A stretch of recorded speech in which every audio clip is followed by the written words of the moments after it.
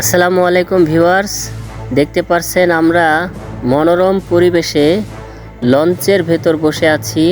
আমরা প্রায় পোস্তখোলা ব্রিজের কাছাকাছি আছি, তাই দেখতে পাচ্ছেন টিকিট নিতে এসে পড়েছে। আর এই তো দেখতে পাচ্ছেন আপনাদের সবার প্রিয় মুখ, উনি নিয়মিত ফেসবুক কন্টেন্ট তারপরে ইউটিউব কন্টেন্ট তৈরি করেন। ওনার নাম হচ্ছে মামুন চৌকিদার। আর আপনারই বলেন, এত সুন্দর পদ্মার দৃশ্য, এটা দেখে কার না ভালো লাগবে। আমার তো মন চায় আমি সবসময় যদি লঞ্চে যাতায়াত করতে পারতাম, তাহলে এত সুন্দর দৃশ্য বসে বসে দেখতে পারতাম। আর ওই তো দূরে দেখতে পারছেন ঘুগনি বিক্রি করছে।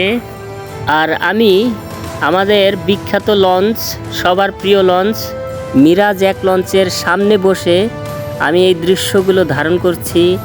লঞ্চে যেরকম ঢেউয়ে লঞ্চ দোল খায় আর মনে হয় যে ধাক্কা ধাক্কা মারে, আমি যখন সদরঘাট নামি ঠিক তখনই হাঁটার সময় আমার কাছে মনে হয় আমার পায়ের নিচের মাটিগুলো ওই যে লঞ্চের যেই একটা ইফেক্ট, একটা ভাইব্রেশন, একটা কাঁপুনি হইতো ওই হাঁটার সময় ওই রকম মনে হয় এই বুঝি আমার লঞ্চের মতন কীরকম যেন লাগে, আমি বোধ হয় মাটিতেই পড়ে যাব।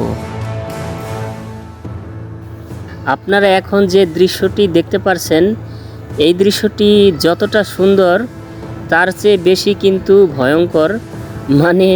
আমার কাছে ভয় লাগছে। চারিদিকে পদ্মার থই থই পানি, মাঝখান দিয়ে একটি বাল্কহেড যাচ্ছে।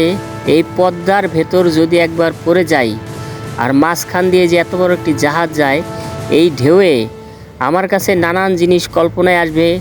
মনে হবে কি এই পদ্মার পানির নিচে কি যেন আছে, আমাকে খেয়েই ফেলবে, আর আমি ভয়ে অর্ধেক শেষ হয়ে যাব।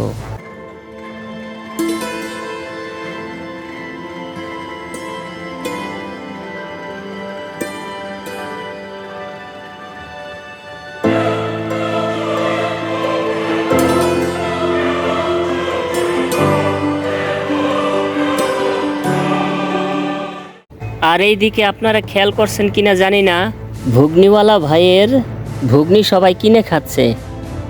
লেবু চিপে যখন রস দিচ্ছে, আমারও জিভে জল এসে গেছিলো, কিন্তু আমি খাইতে পারিনি, আমার একটু ব্যক্তিগত সমস্যা আছে।